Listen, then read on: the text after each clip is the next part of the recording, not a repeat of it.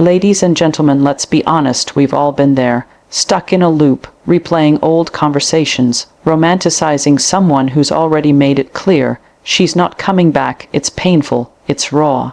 And worst of all, it's addictive. But let me remind you of something. You are not here to beg for crumbs of attention. You are not here to chase ghosts. You are here to reclaim your mind, your power, and your peace. Today, we're going to talk about how to stop the obsessive thinking, not by suppressing it, not by pretending it doesn't hurt, but by facing it head on, like a warrior, like someone who's ready to take their life back. Because you deserve more than someone who doesn't want you. You deserve you healed, focused, unstoppable. Acknowledging the reality of a situation where a woman does not want you is one of the most difficult yet crucial steps in breaking free from addictive thoughts. It forces you to confront the truth without dressing it up, without creating excuses or imaginary possibilities.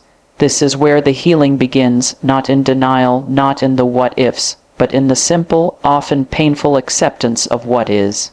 She's not texting back, she's not calling, she's not making time, and that is not a mystery, it's a message. The sooner you stop interpreting silence as a puzzle to solve, and start understanding it as a clear boundary, the sooner your mind will begin to quiet. Addictive thoughts feed off ambiguity. When we don't accept reality, we create stories. We remember the smile she gave us that one night, the way she laughed at our joke, the connection we swore was real. We hold onto the fragments, twist them into fantasy, and convince ourselves that maybe she's confused, maybe she'll come around, maybe she's just scared, but deep down we know. We just don't want to admit it, because admitting it means letting go of the fantasy. And the fantasy feels safer than the void, but that void is where growth happens. Acknowledge what is actually happening, not what you hope is happening. Don't sugarcoat it. Don't analyze the timing of her replies. Don't search for hidden meanings in her behavior. When someone wants to be in your life, it is obvious. Effort is consistent. Interest is clear. When it's not, that is your answer. The lack of reciprocation is not a riddle to solve. It's a reality to accept.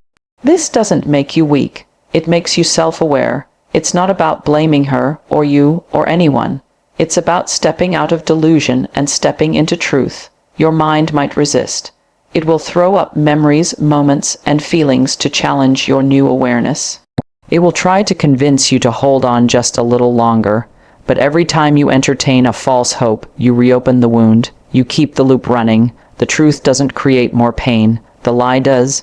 Facing the truth hurts once. Avoiding it hurts over and over again. Addictive thoughts thrive on emotional inconsistency, on clinging to mixed signals, on chasing what's unavailable. But when you accept the truth, you shut down the addiction's fuel source. Let go of needing her to change her mind. Let go of the belief that your worth depends on her attention. When you start seeing things as they are instead of what you want them to be, you reclaim your power. You take your focus off someone who isn't choosing you and redirect it back to yourself. This isn't giving up. This is waking up. You're not walking away because you don't care. You're walking away because you finally do about yourself, your peace, and your future. Clarity isn't cruel. It's freedom. She's not confused. She's not sending mixed signals. She's just not interested in the way you want her to be. That is okay.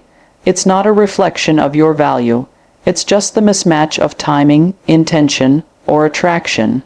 Obsessing over why she doesn't want you is not going to make her want you.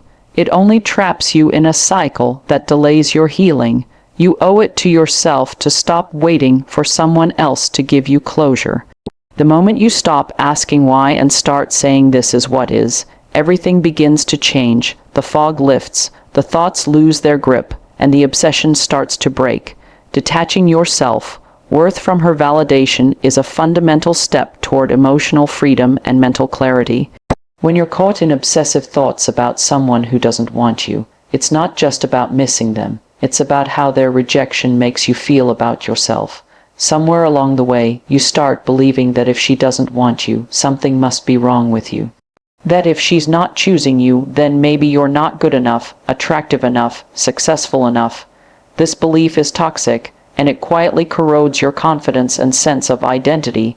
The truth is, your value doesn't decrease just because someone else fails to see it. You existed as a whole, worthy person long before she entered the picture, and you continue to be one whether she acknowledges that or not. Validation is powerful. It feels good when someone you desire responds with interest, admiration, or affection. But when that validation becomes the foundation of your self-esteem, you're handing over control of your inner world to someone else. You become dependent on their attention, their approval, their presence. And when that's taken away, you feel lost, not because you've lost love, but because you've lost the mirror you were using to see your own worth. This is why it hurts so deeply. It's not just about missing her, it's about feeling invisible without her gaze on you. The problem isn't her absence. The problem is that you believed her presence was proof that you mattered. You have to begin the work of separating who you are from how she sees you. This isn't easy. It means going into those dark corners of your mind where you tied your identity to external feedback. It means confronting the parts of yourself that only feel worthy when they are wanted. But this is where real strength is built, not in being wanted, but in being solid in yourself, regardless of who walks in or out of your life. You're not here to be defined by another person's preferences. You're not here to build your self-image around someone else's attention span. Start asking yourself some hard questions. Why does her rejection hurt so much? Is it because you loved her, or because you believed her love made you lovable? There's a difference. Real love enhances who you are. Validation-based obsession erases who you are and replaces it with who you think you need to be to get their approval. When you detach your self-worth from someone else's opinion, you start to stand on your own 2 feet. You stop needing reassurance from people who don't even understand your value. You start to find it in your actions, your progress, your integrity, your truth. You have to understand that not everyone is going to see your light, and that's okay. Some people are blind to it. That doesn't mean the light isn't there. Stop treating her lack of interest as a verdict on your character. People reject for all kinds of reasons: timing, personal preferences, emotional unavailability, unresolved trauma. Most of those reasons have nothing to do with you, but if you make them about you, you'll internalize someone else's decision as proof of your inadequacy. That is a dangerous and unnecessary burden to carry. You don't need to earn your worthiness. It's already built in. It's already there. The moment you start seeing yourself clearly without needing her reflection to confirm it, the dynamic begins to change. Her silence stops feeling like a loss and starts revealing space. Her disinterest stops feeling like a wound and starts becoming freedom. You stop reaching for someone who's not reaching back because you no longer need them to complete the picture of who you are. Redirecting your energy into purpose and personal growth is one of the most transformative choices you can make when trying to escape the grip of addictive thoughts about a woman who doesn't want you. Obsession thrives on idle time, on emotional stagnation, and on the absence of direction. When your mind doesn't have something meaningful to latch onto, it defaults to what it knows, the person you're fixated on. Replaying old conversations, imagining different outcomes, thinking of ways to win her back. But all of that mental energy, that emotional investment, can be rerouted into something that actually serves you, strengthens you, and elevates your life. There is a certain power in pain, especially the kind that comes from rejection. It creates urgency, it wakes you up, it forces you to confront the parts of your life that were passive, neglected, or undefined. Instead of numbing the pain or drowning in it, you can use it as fuel. Channel it into your fitness, your work, your craft, your goals. The same mind that can obsess over someone can also obsess over progress. The energy isn't the problem, it's where you're directing it. When you stop giving that energy to a dead end and start investing it in becoming the person you were meant to be, everything begins to shift. Purpose gives your mind something solid to hold on to. It becomes the anchor that keeps you steady when emotions try to pull you under. When you wake up each day with a reason, a mission that matters to you, you begin to pull away from needing anyone else to give your life meaning. You stop seeking significance in someone else's presence and start building it through your actions. Whether it's learning a skill, creating something new, building a business, developing your body, or serving a cause greater than yourself, your time becomes valuable again. And when your time feels valuable, you become less likely to waste it on someone who isn't choosing you. Personal growth is not a distraction from heartbreak, it's the antidote. As you grow, you develop new standards, new boundaries, and a new sense of self-respect. The things that used to trigger your obsession begin to feel smaller, less urgent, less consuming, because you're no longer operating from a place of lack. You're operating from a place of momentum. Growth makes you realize that the version of you who once put this woman on a pedestal no longer exists. You've outgrown that mindset, and with it, the attachment that came with it. There's something incredibly empowering about looking in the mirror and knowing you've turned your pain into progress. You didn't wait to feel better, you worked to feel better.